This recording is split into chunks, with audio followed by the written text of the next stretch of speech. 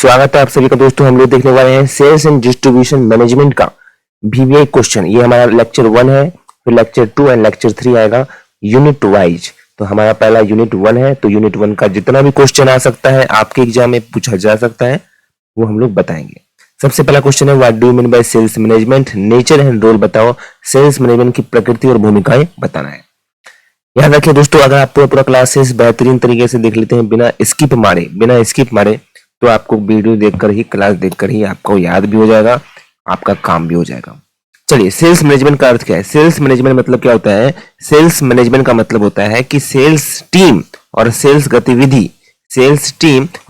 गतिविधि की योजना को बनाना, उसको संगठन करना, निर्देश करना, नियंत्रण करना, ताकि क्या हो सके राजा, लक्ष्य को पूरा कर सके, कंपनी के सेल्स लक्ष्यों को पूरा कर सके। बस इतना ही है। सर, सेल्स मैनेजमेंट की प्रकृति क्या है? पहला है कि वो लक्ष्य आधारित प्रक्रिया का काम करता है, कि बिक्री के उद्देश्य से लक्ष्य को प्राप्त करता है। प्रबंधकीय प्रक्रिया भी वो काम करता है, संगठन बनाता है, निर्देश देता है, नियंत्रण भी करता है। तीसरा, गतिशील प्रक्रिया है, संबंध निर्माण पर आधारित होता है, निरंतर प्रक्रिया है, लगातार प्रक्रिया चलता रहता है, और राजस्व सृजन प्रक्रिया भी यहाँ पर है। सेल्स मैनेजमेंट क्या है? Planning, organizing, leading and controlling. किस चीज का सर? सेल्स फोर्स एक्टिविटी का, ताकि ऑर्गेनाइजेशन सेल्स ऑब्जेक्टिव को इफिशिएंटली एंड इफेक्टिवली अचीव कर सके। सेल्स मैनेजमेंट का नेचर क्या है? सेल्स मैनेजमेंट का नेचर क्या है? पहला है goal oriented activity, managerial process, dynamic process, relationship oriented, revenue generation, और उसके बाद कंटिन्यूअस एक्टिविटी भी होता है। रोल क्या है सेल्स मैनेजमेंट का? तो सेल्स ऑब्जेक्टिव को सेटिंग करना, सेल्स प्लान करना, रिक्रूटमेंट ट्रेनिंग देना, सेल्स का फोरकास्टिंग करना, मोटिवेशन देना, controlling sales activity, customer relationship management, evaluating sales performance, and last में कोऑर्डिनेशन विथ अदर डिपार्टमेंट। तो इंग्लिश वाले बच्चे खुद से ही पढ़ सकते हैं, अदरवाइज हमने मेन पॉइंट आपको बता दिया है, और हिंदी में तो मैंने बता ही दिया है आपको।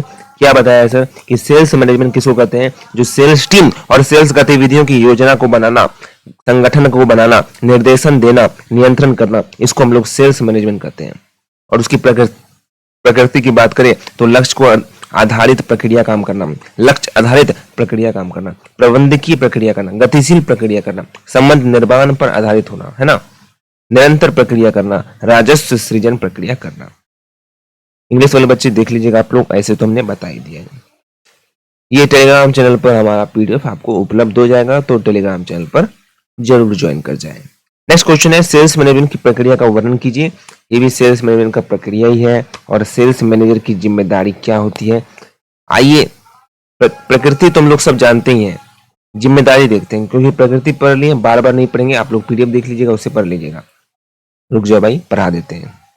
चलिए, सेल्स मैनेजमेंट की प्रकृति क्या है? सबसे पहला है कि लक्ष्य आधारित प्रक्रिया है, कि बिक्री लक्ष्यों को प्राप्त करना होता है, मुख्य उद्देश्य इसका यही है। दूसरा, ग्राहक केंद्रित प्रक्रिया है, ग्राहक संतुष्टि सुनिश्चित करने का काम करता है। सतत प्रक्रिया, लगातार चलने वाली प्रक्रिया है, कभी रुकती नहीं है, बदलती रहती है। राजस्व सृजन का कार्य है, सेल्स मैनेजमेंट कंपनी के लिए आमदनी लाभ का प्रमुख स्रोत होता है। व्यवस्थित प्रक्रिया है, यह एक व्यवस्थित प्रबंधन प्रक्रिया है, योजना बनाना, संगठन करना, ये सब एक व्यवस्थित प्रक्रिया है। टीम आधारित कार्य भी उसमें होता है, सेल्स टीम के प्रदर्शन में। आइए, जिम्मेदारियां देखते हैं, क्या क्या जिम्मेदारियां हैं सेल्स मैनेजर की, क्या क्या जिम्मेदारियां हैं। वेरी इंपॉर्टेंट क्वेश्चन, आपके एग्जाम में पूछने का पूरा बहुत चांस है।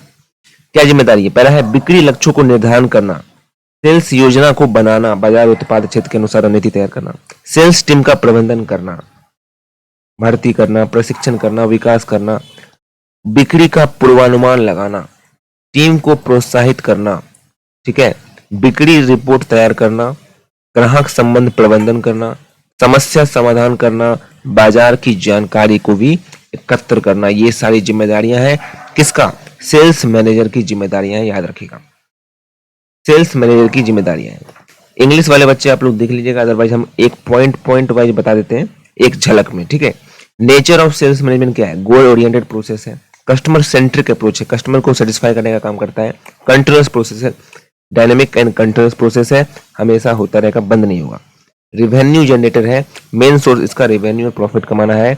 और पांचवा सिस्टमेटिक प्रोसेस है, जैसे प्लानिंग होगा, उसके बाद ऑर्गेनाइजिंग होगा, उसके बाद डायरेक्शन एंड उसके बाद कंट्रोलिंग। एंड लास्ट है छठा टीम बेस्ड एक्टिविटी होता है, टीम वर्क में होगा काम होता है। क्या क्या रिस्पॉन्सिबिलिटी होता है सेल्स मैनेजर का? तो सेल्स टारगेट को सेट करना, सेल्स स्ट्रेटेजी को प्लान करना, मैनेज करना सेल्स टीम को, सेल्स फोरकास्ट करना 3 महीने 4 महीने 6 महीने, मोटिवेट करना टीम को, है ना, प्रिपेयरिंग द सेल्स रिपोर्ट को तैयार करना, कस्टमर के रिलेशनशिप को मैनेज करना, प्रॉब्लम सॉल्व करना, मार्केट इंफॉर्मेशन को भी गैदर करना। ठीक है, नेक्स्ट क्वेश्चन है सेल्स स्ट्रेटेजी किसको कहते हैं? What do you mean by sales strategy? What are the main component of an effective sales strategy? Sales strategy किसको कहते हैं और मेन कंपोनेंट क्या है सेल्स स्ट्रेटेजी का? इतना सर पढ़ा रहे हैं आपको, अगर ध्यान से पढ़ेंगे तो आपको याद भी हो जाएगा। और वीडियो को लाइक कर दीजिएगा, बार बार बोलना ना पड़े, ताकि हमें मिलता रहे मोटिवेशन। आपके एक एक वीडियो से एक एक लाइक से मोटिवेशन मिलता रहे। सेल्स स्ट्रेटेजी एक ऐसी योजना होती है, ध्यान से सुनिएगा, एक ऐसी योजना होती है जिसमें क्या होता है उत्पादों या सेवाओं को बाजार में कैसे बेचेगा, जिसके माध्यम से व्यवसाय अपने उत्पाद, जो भी उत्पाद किया है या सेवा है ना, उसको बाजार में कैसे बेचे, कैसे हम लोग बेचे, ये देखना होता है। इसको हम लोग सेल्स स्ट्रेटेजी कहते हैं, जिसमें एक योजना बनाते हैं। ध्यान सुनिएगा, एक योजना बनाते हैं। क्या योजना बनाते हैं? कि जो उत्पाद है या जो सेवा है उसको बाजार में कैसे बेचे। उसके बाद ये एक रणनीति के तौर पर देखा जाए, जहां पर बाजार, ग्राहकों की जरूरतें, बिक्री के तरीके, विपणन चैनल और बिक्री टीम के कार्य को शामिल करती है। तो सेल्स स्ट्रेटेजी किसको कहते हैं? ये एक योजना है जिसमें उत्पाद या सेवाओं को बाजार में कैसे बेचे, इसके बारे में निर्णय लिया जाता है। अब अगला है, ऐसा आ सकता है क्वेश्चन, इसमें जोड़ कर आ सकता है कि प्रभावी सेल्स स्ट्रेटेजी के मुख्य घटक कौन कौन से हैं? पिछले बार भी आया था, component of an effective sales strategy. प्रभावी सेल्स स्ट्रेटेजी के मुख्य घटक कौन से हैं? तो सबसे पहला घटक है कि लक्ष्य बाजार की पहचान करना कि किन ग्राहकों के लिए ये उत्पाद है। दूसरा, ग्राहकों की जरूरत का विश्लेषण करना। तीसरा, बिक्री लक्ष्य स्पष्ट कर देना, माप कर देना कि बिक्री में 20% वृद्धि होगी, क्या होगी। बिक्री रणनीति और योजना बनाना। बिक्री टीम का विकास करना, सेल्स टीम को ट्रेनिंग देना, प्रोत्साहन देना। ग्राहक संबंध प्रबंधन बनाना, CRM, कस्टमर रिलेशनशिप मैनेजमेंट को भी मजबूत करना। ये सारे के सारे घटक हैं सेल्स स्ट्रेटेजी को। कौन कौन से, क्वेश्चन में आया था ना कि प्रभावी सेल्स स्ट्रेटेजी के मुख्य घटक कौन कौन से होते हैं, तो ये सारे होते हैं। बाजार और प्रतिस्पर्धा का विश्लेषण करना, कुल मिलाकर सेल्स स्ट्रेटेजी से जुड़ी सारी बातें इसमें आ जाएगी। और लास्ट है 8वां, निगरानी करना और मूल्यांकन करना कि जरूरत पड़ने पर रणनीति में बदलाव किया जा सके। इंग्लिश में देखते हैं, एक बार एक झलक में देखते हैं इंग्लिश में, बाकी आप लोग पढ़ लीजिएगा PDF से, वैसे हम आपको एक झलक में बताते हैं क्या लिखना है। सेल्स स्ट्रेटेजी में लिखना है कि एक प्लान होता है जिसमें प्रोडक्ट और सर्विस को बाजार में कैसे बेचे, इसके बारे में बात होता है। ये एक रणनीति बनाई जाती है जहां पर कस्टमर की जरूरतें, market, sales channel, sales target and motivating the sales team को अचीव किया जाता है। कौन कौन सा मेन कंपोनेंट होता है? तो भाई मार्केट, जहां पर हम बेचना चाह रहे हैं, कस्टमर के नीड को देखना, गोल को सेट करना, सेल गोल को सेट करना, प्रैक्टिस और प्लानिंग बनाना बेचने का, टीम डेवलपमेंट करना, CRM बनाना, CRM को स्ट्रॉन्ग करना, CRM मतलब customer relationship management, market and computer analysis करना, मॉनिटरिंग एंड इवैल्यूएशन करना। ये 8 पॉइंट है, 8 कंपोनेंट है इफेक्टिव सेल्स स्ट्रेटेजी। याद रखिएगा, सेल्स मैनेजमेंट की बात नहीं कर रहे हैं, सेल्स स्ट्रेटेजी की बात कर रहे हैं। अगला क्वेश्चन है, आ सकता है रिलेशनशिप स्ट्रेटेजी क्या होता है? पिछले में हम लोग ने देखा था सेल्स स्ट्रेटेजी क्या होता है, अब हम लोग देख रहे हैं रिलेशनशिप स्ट्रेटेजी क्या होता है। रिलेशनशिप स्ट्रेटेजी का अर्थ है, ध्यान से सुनिएगा, ग्राहक, कर्मचारी और व्यावसायिक भागीदारों के साथ मजबूत, फिर से सुनिए, मजबूत और दीर्घकालिक संबंध बनाने की योजना करना को कहलाते हैं रिलेशनशिप स्ट्रेटेजी। रिलेशनशिप स्ट्रेटेजी का अर्थ क्या है? ग्राहक, कर्मचारी और व्यावसायिक भागीदार के साथ मजबूत और दीर्घकालिक संबंध बनाने की योजना करना। जब योजना बनाते हैं इसके बारे में तो हम लोग क्या कहेंगे? Relationship strategy. ठीक है, और वहां पर सेल्स स्ट्रेटजी में बेचने के लिए योजना बनाना। सेल्स के लिए हम लोग क्या करते हैं, योजना जब बनाते हैं तो सेल्स स्ट्रेटजी। लेकिन जब रिलेशनशिप के बारे में बात करें तो ग्राहक, कर्मचारी और व्यावसायिक भागीदार जितने भी हैं उससे के साथ मजबूत और दीर्घकालिक संबंध बनाते हैं तो क्या कहते हैं, रिलेशनशिप स्ट्रेटजी। एक क्वेश्चन और जुड़ा हुआ है इसमें कि मेन एलिमेंट क्या क्या है इसका।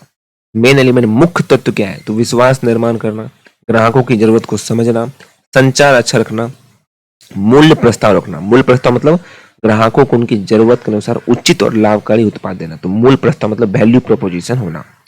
सेवा की गुणवत्ता देना, उच्च गुणवत्ता की सेवा देकर ग्राहक को संतुष्ट करना, तो सेवा की गुणवत्ता, क्वालिटी अच्छी होनी चाहिए, लंबी अवधि की होनी चाहिए, लॉन्ग टर्म कमिटमेंट होना चाहिए, दीर्घकालिक संबंध बनाए रखना, छोटे समय के लिए नहीं कि आज बेचकर कल ग्राहक नहीं आया, नहीं, दीर्घकालिक संबंध बनाए रखना। एंड लास्ट में प्रतिक्रिया और सुधार तो करना ही है। आई होप इंग्लिश वाले भी हिंदी देख लीजिए, क्योंकि हिंदी में अगर समझ लोगे तो आराम से इंग्लिश में लिख पाओगे जितना मन। इसलिए हमने हिंदी में भी ब्रैकेट में इंग्लिश का यूज किया है, जैसे विश्वास निर्माण, बिल्डिंग ट्रस्ट, ग्राहकों की जरूरत को समझना, अंडरस्टैंडिंग कस्टमर नीड, ताकि आपको दिक्कत ना हो। और हिंदी वाले इंग्लिश वाले दोनों एक ही वीडियो देख रहे हो, समझते जाओ। बाकी पीडीएफ में तो आपको दोनों अलग अलग मिल ही जाएगा, ठीक है। चलिए, क्या रिलेशनशिप स्ट्रेटेजी होता है, एक झलक में देखेंगे कि strong and long term relationship बनाना किसके किसके बीच, कस्टमर, एम्प्लॉय और बिजनेस पार्टनर, बस इतना ही लिखना है। मेन एलिमेंट क्या है, एक झलक में बस देखेंगे इंग्लिश वाले के लिए, बिल्डिंग ट्रस्ट, कस्टमर नीड को अंडरस्टैंड करना, इफेक्टिव कम्युनिकेशन बनाना, वैल्यू प्रोपोजिशन। एक बार बता देते हैं, वैल्यू प्रोपोजिशन का मतलब क्या हुआ कि प्रोडक्ट और सर्विस को रियल वैल्यू में कस्टमर को देना, उचित दाम में देना, बस उचित दाम में देना, याद रखिएगा। क्वालिटी सर्विस करना ये जानते हैं, लॉन्ग टर्म कमिटमेंट रखना ये भी जानते हैं, और फीडबैक एंड इंप्रूवमेंट करना ये भी आप लोग जानते हैं। नेक्स्ट क्वेश्चन की तरफ बढ़ते हैं। नेक्स्ट क्वेश्चन आपको पिछले ही क्लासेस में बहुत बार करा चुके हैं, तो हार्ड सेल स्ट्रेटजी किसको कहते हैं देख लीजिएगा भाई, पीडीएफ से पढ़ लीजिएगा, hard sell strategy and soft sell strategy. एक झलक में हम देख लेते हैं हार्ड सेल स्ट्रेटजी किसको कहते हैं। हार्ड सेल स्ट्रेटजी, ध्यान सुनिएगा, हार्ड सेल स्ट्रेटजी का मतलब होता है जब ग्राहक पर दबाव डालकर, जोर डालकर बेचने की कोशिश करना, उसको हम लोग हार्ड सेल कहते हैं। उदाहरण के लिए ऑफर देना, बार बार कॉल करना, लगातार फॉलो करना, इसको हम लोग हार्ड सेल स्ट्रेटजी करते हैं। इसका आप लोग कैरेक्टरिस्टिक, लाभ, हानियां पढ़ लीजिएगा, पीडीएफ आपको हम लोग दे देंगे टेलीग्राम पर। इंग्लिश में देखते हैं, हार्ड सेल स्ट्रेटजी किसको कहते हैं, जब कस्टमर को परसुएड किया जाता है, प्रेशर दिया जाता है खरीदने के लिए, उसको हम लोग हार्ड सेल स्ट्रेटजी कहते हैं। एडवांटेज डिसएडवांटेज आप लोग देख लीजिएगा, पढ़ लीजिएगा।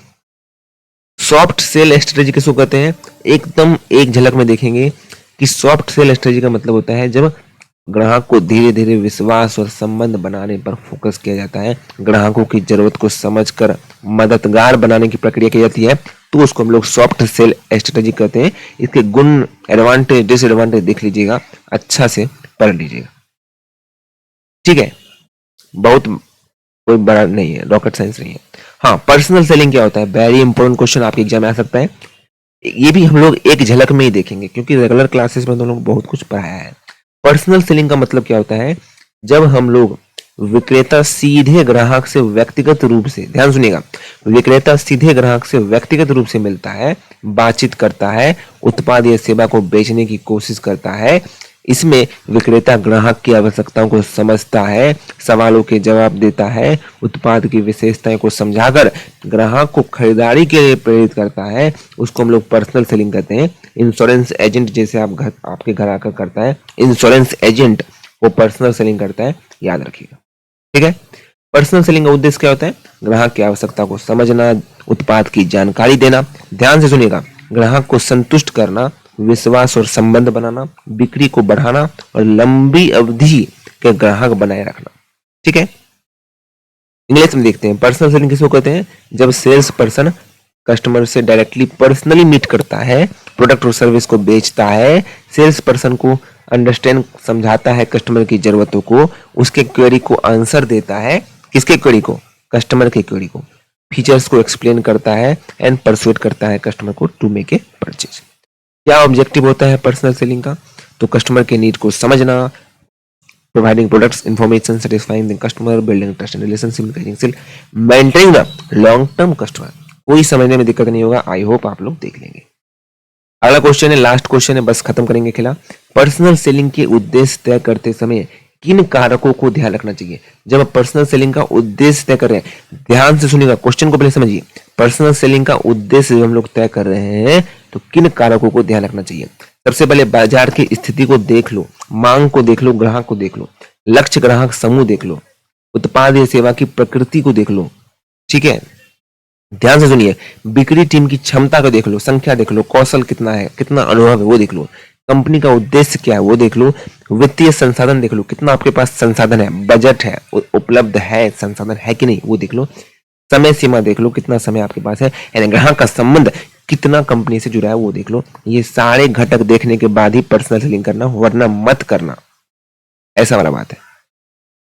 इंग्लिश में एक झलक देखते हैं, अदरवाइज आप लोग पीडीएफ इसको पढ़ ही लोगे। और लाइक अभी तक नहीं किया राजा, लाइक कर लेना, ताकि यूनिट 2 भी हम अच्छे से पढ़ाए, यूनिट 3 भी अच्छे से पढ़ा दें।